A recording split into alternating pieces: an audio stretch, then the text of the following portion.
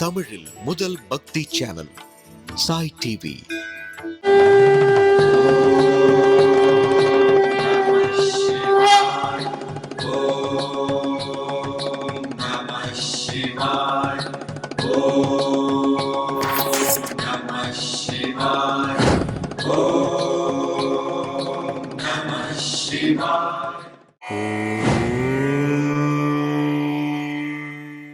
திருச்சிற்றம்பலம்.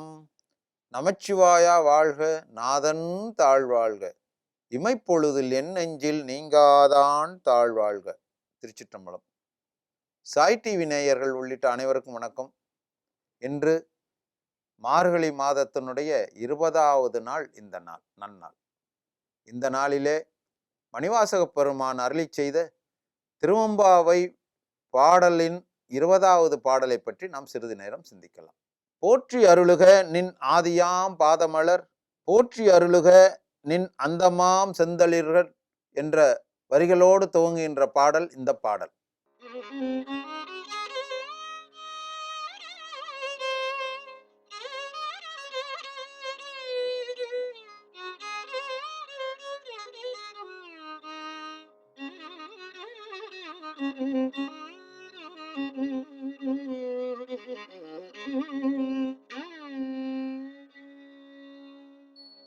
போற்றி அருளுகனில் ஆதியாம் பாதமலர்,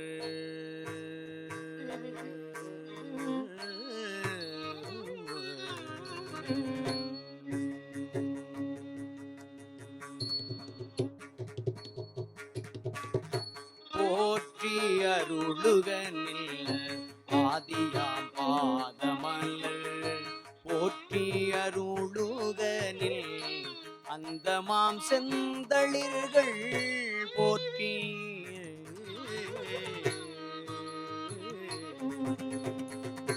போற்றி அருளுகனில் ஆதியாம் பாதமலர், போற்றி அருளுகனில் அந்தமாம் செந்தளிர்கள்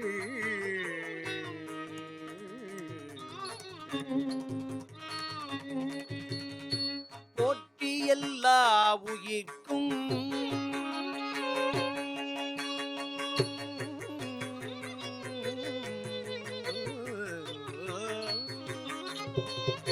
போற்றி எல்லா உயிர்க்கும் தோற்றமாம் பொற்பாதம், போற்றி எல்லா உயிர்க்கும் தோற்றமாம் பொற்பாதம், போற்றி எல்லா உயிர்க்கும் போகமாம், போற்றி எல்லா உயிர்க்கும் தோற்றமாம் பொற்பாதம், போற்றி எல்லா உயிர்க்கும் போகமாம் பூங்கடல்கள்,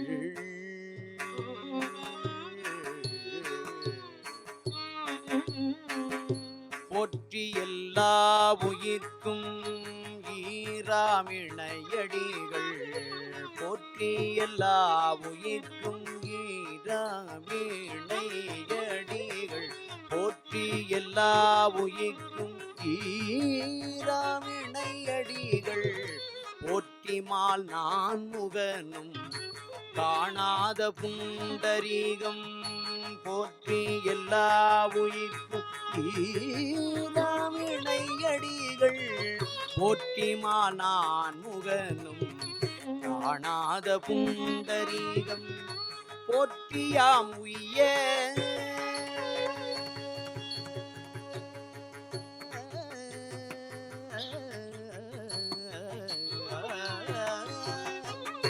போற்றியாம் உய்ய ஆட்கொண்டருளும் பொன் மலர்கள், போற்றியாம் உய்ய ஆட்கொண்டருளும் பொன் மலர்கள், போற்றியாம் மார்கழி நீர், போற்றியாம் உய்ய ஆட்கொண்டருளும் பொன் மலர்கள், போற்றியாம் மார்கழி நீராடேரோயம் பாவாய், போற்றியாம் உய்ய ஆட்கொண்டருளும் பொன்மலர்கள், போற்றியாம் மார்கழி நீர்,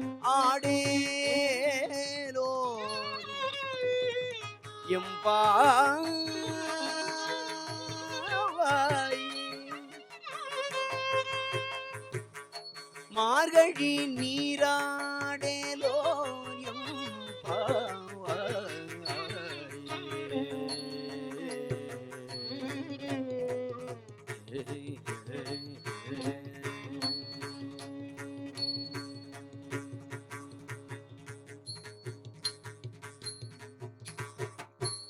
இப்போது இந்த பாடலினுடைய பொருள் விளக்கம், தத்துவ விளக்கம் இவைகளை பற்றி நாம் சிறிது நேரம் சிந்திக்கலாம்.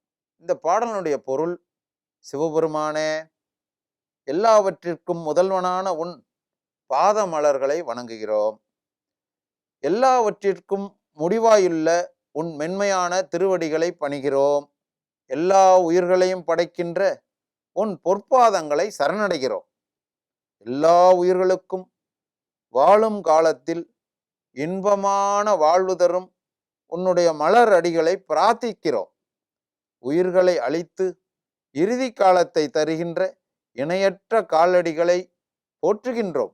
திருமாலாலும் பிரம்மாவாலும் காண முடியாத தாமரை பாதங்களை காண்பதில் பெருமை கொள்கிறோம், பெருமிதம் அடைகிறோம். எங்களுக்கு பிறப்பற்ற நிலை தரும் பொன்போன்ற திருவடிகளை பற்றுகிறோம். இவ்வாறு உன்னோடு ஐக்கியமாகி உன் நினைவுகளுடன் நீர்நிலைகளில் நீராடி மகிழ்கிறோம் என்பதாகும். இந்த பாடலினுடைய விளக்கம், இறைவனை வணங்கினால் போதுமா?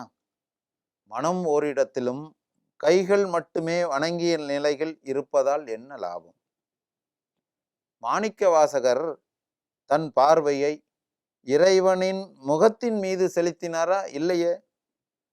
இறைவனுடைய திருவடியை வைத்த கண் வாங்காமல் பார்க்கிறார், வைத்த கண் மாறாமல் பார்க்கிறார். அவனுடைய பாத தரிசனம் கிடைத்தாலே போதும், அதுவே இன்பம் என்று நினைக்கிறார். வாழும் காலத்திலும் அதற்கு பின்னாலே மறைகின்ற பிறகும் திருவடி தரிசனமே இன்பம் என்று சொல்லுகிறார் மாணிக்க வாசகர். இந்த பாடலினுடைய தத்துவ விளக்கம், இந்த பிறவி பெருங்கடலை கடக்கும் வழிகளை பல பாடலின் வழியாக உணர்த்துகின்ற மாணிக்க வாசகர் முத்தாய்ப்பாக தான் என்னும் ஆணவம் ஒளிந்து இறைவனுடைய பாதங்களை, இறைவனுடைய திருத்தாள்களை முழுமையாக நிறைவாக சரணடைந்து விடுவதே எல்லா வழிகளிலும் ஏற்ற வழி, அதுவே சரியான வழி என்பதை குறிப்பாக உணர்த்துகிறார் என்பதாகும். இப்படி ஈசனின் இணையில்லா திருவடிகளை பிரம்மனும் திருமாலும் கூட காண இயலாது. எனவே இப்படிப்பட்ட சிவபெருமானுடைய மேலான திருவடியை வணங்கினால் மட்டுமே பிறவா நிலையை அடைய முடியும் என்று இந்த திருவம்பாவை பாடல் உறுதிபட கூறுவதும், 100 கோடி பிரம்மாக்கள் நொந்தினர் 6 கோடி நாராயணர் அங்கனே, ஏறுகங்கை மணல் எண்ணில் இந்திரர் ஈரிலாதவன் ஈசன் ஒருவனே என்ற பதிகத்திலே இதுவரை 100 கோடி பிரம்மர்கள் இறந்து விட்டனர், 6 கோடி நாராயணர்கள் இறந்து விட்டனர். கங்கையாற்றில் உள்ள மணலை எண்ணினால் எவ்வளவு அளவுக்கு இருக்குமோ அந்த அளவிற்கு எண்ணிக்கையிலே இந்திரர்கள் இறந்து விட்டனர்.